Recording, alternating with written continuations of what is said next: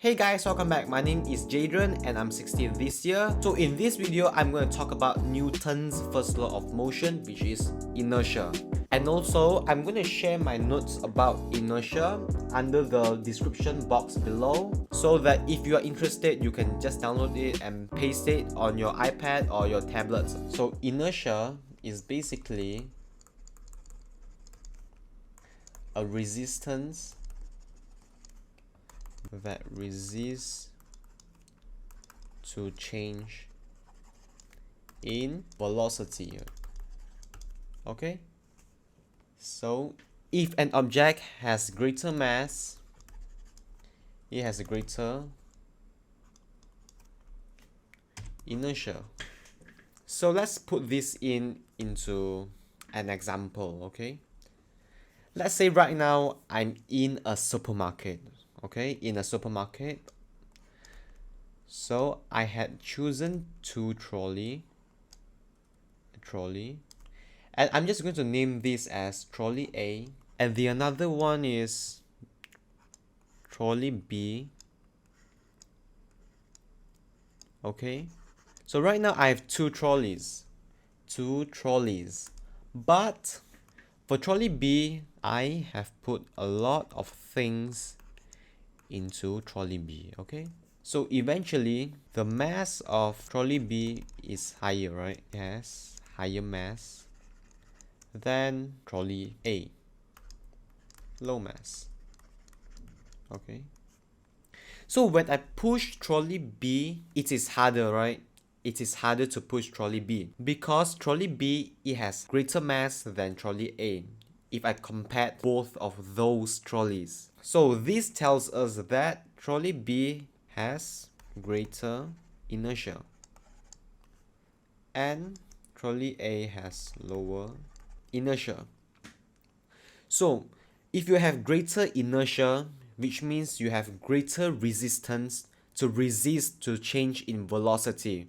Okay, so trolley A has lower inertia, so it has lower resistance to resist the velocity or change in velocity. Okay, change in velocity. So trolley B has greater inertia and trolley A has lower inertia. And the another thing that you have to know is that, so if an object is traveling in straight line motion, it will continue to travel in straight line motion. Let's say we have a rectangular block.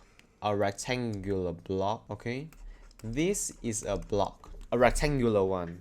Okay? So if we put a ball on top of here, the ball will roll down, right? This motion is straight line motion, okay? Or linear motion. But if you want to stop that straight line motion, we have to apply an external force. Okay, so this also tells us that in order to overcome inertia, we had to apply a force. So if the ball is still rolling, if we do not stop it, it will just continuously rolling and rolling and rolling until it reached this point here, okay, until it reached to the ground. So this is also inertia in straight line motion. When the object is traveling in straight line motion, if there is no external force applied, it will just keep rolling in straight line motion. Okay, if you want to stop that straight line motion, we have to apply an external force, unless an external force is applied. Maybe I just draw an arrow here.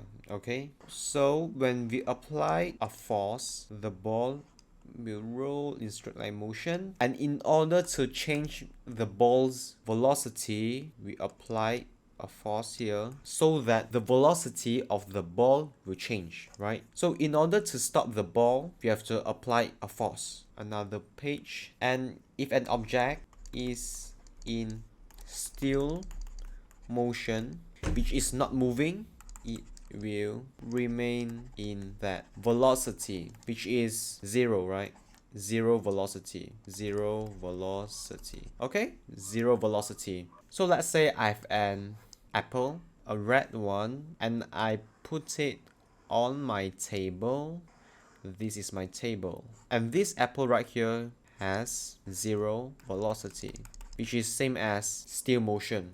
It's still, it is not moving. Okay, so how do we move this apple? this apple, it has inertia in it. Inertia in it. So we have to apply a force, right? Apply a force that overcomes the inertia, right? In order to overcome inertia, we have to apply a force. So if we apply a force right here, the ball will roll. The ball will roll to my right, okay? So in conclusion, if you want to make the apple roll, you have to apply an external force to push it, because the apple itself, it has inertia in it. So in order to overcome the inertia is to apply an external force, okay? So let's try the last example right here. So just let me draw a road real quick so that I can explain. So let's say this is my car, okay? This is my car, Jadrian's car, okay? It's mine. This is my car, Jadrian's car. So my car is heavy, right? So it is heavy, which is same as more mass in a high speed, which is high velocity. So right now, when I'm driving here, it's a straight line motion, and I'm in the car driving, right? So right here, it's my straight line motion. If I want to turn to my right, I have to change the velocity of my car, right? So when the time I reach here, if I'm not wearing a seat belt and I drive very fast and I am turning to my right, I will just fly out here. I will just fly out from my car, okay? From my car. In theory, my body is in straight line motion, and my body itself, it has mass. So when it has mass, it has inertia. So my body is resisting to change the velocity if I'm not wearing a seatbelt. So I will just fly from my car, okay? Just fly it out, okay? How to prevent me from flying out from my car due to inertia, okay? So I have to wear a seatbelt, right? I'm just going to draw myself in a car right here. I have to wear a seatbelt, right?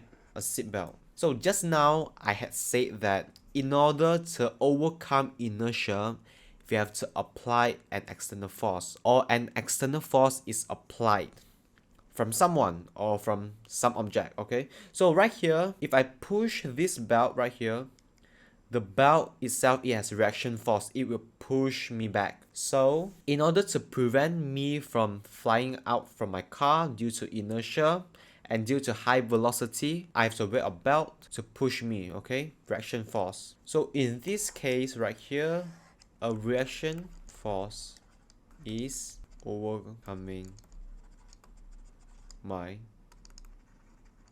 inertia, okay?